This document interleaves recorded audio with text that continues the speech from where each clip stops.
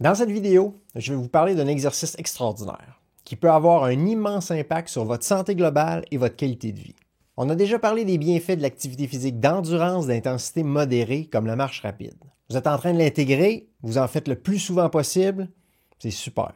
L'étape suivante pour améliorer votre condition physique et augmenter votre espérance de vie en santé, c'est d'inclure du renforcement musculaire.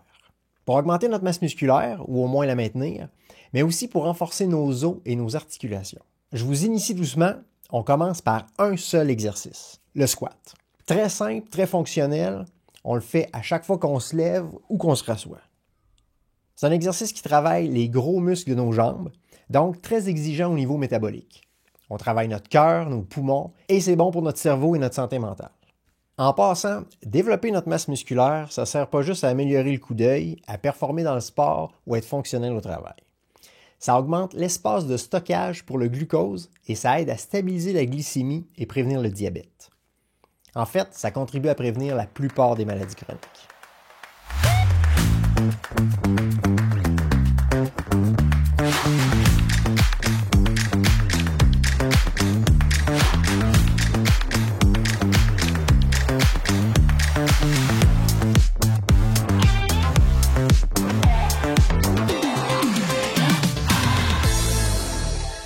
Un bravo particulier à ceux qui m'ont écrit leur objectif la semaine passée en commentaire. J'ai hâte de savoir comment s'est passée votre semaine. On va garder ça simple. À la base, on place nos pieds environ la largeur des épaules ou à peine plus large, les pieds qui pointent vers l'avant ou légèrement vers l'extérieur. On veut garder les genoux vers l'extérieur. Pas mettre une grosse tension, juste pas laisser les genoux lousses. Si vous serrez les fesses, vous allez sentir que les genoux ont tendance à pointer un petit peu vers l'extérieur. C'est la position qu'on veut garder. Une façon de bien le sentir serait de mettre un élastique autour de vos genoux et de le garder en tension. On recule les fesses comme pour s'asseoir et on se relève, tout simplement. Si vous avez remarqué, le but, c'est pas d'avancer les genoux comme pour se mettre à genoux, mais plutôt de reculer les fesses comme pour s'asseoir en arrière. Je ne veux pas vous mêler avec trop de détails, mais ça permet de recruter les muscles de la chaîne postérieure, comme les ischios, et ça diminue les tensions aux genoux, au niveau du ligament croisé antérieur, entre autres. Jusqu'où on descend? C'est une bonne question. Plus vous descendez, plus c'est difficile. Et plus on risque de mettre en lumière des petits bobos ou un manque de mobilité.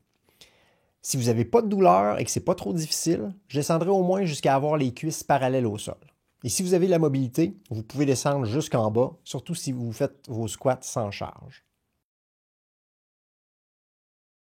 Si c'est trop difficile, pour commencer, je vous suggère de le faire avec une chaise. Et si ça fait mal, de diminuer l'amplitude de mouvement. Descendez lentement pour identifier où la douleur commence et arrêtez votre mouvement juste avant. Faites vos séries dans l'amplitude de mouvement où vous êtes confortable. D'un entraînement à l'autre, vous allez vous renforcer et probablement être capable de descendre un petit peu plus bas sans douleur. Évidemment, je vous encourage à consulter un ou une physiothérapeute ou un kinésithérapeute en Europe pour adapter votre entraînement à votre situation particulière. Si au contraire, c'est trop facile, on peut ajouter une charge.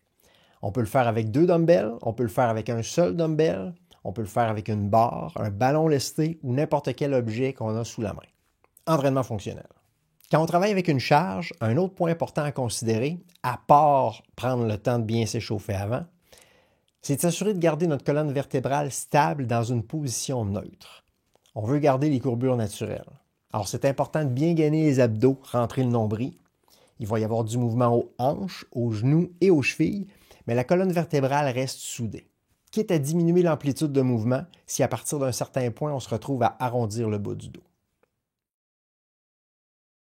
Ce que je vous propose, en revenant de votre prochaine marche ou autre activité physique d'intensité modérée, prenez 1 minute pour faire une série de squats.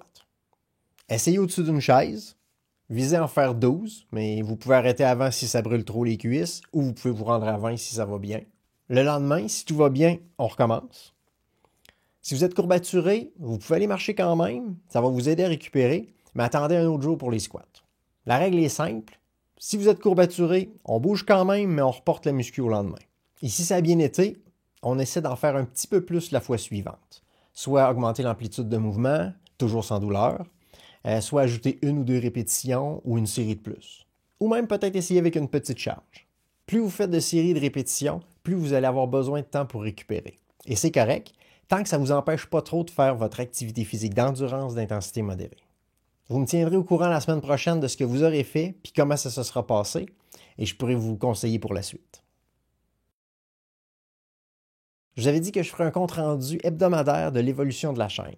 Notre belle gang compte maintenant 418 abonnés, 15 de plus que la semaine passée, et on en est à 373 heures de visionnement public, 10 heures de plus que la semaine passée. Pour ce qui est de mon activité physique, j'ai bougé 5 jours sur 7, principalement de la musculation, du air bike puis du rameur, pour un total d'environ 240 minutes.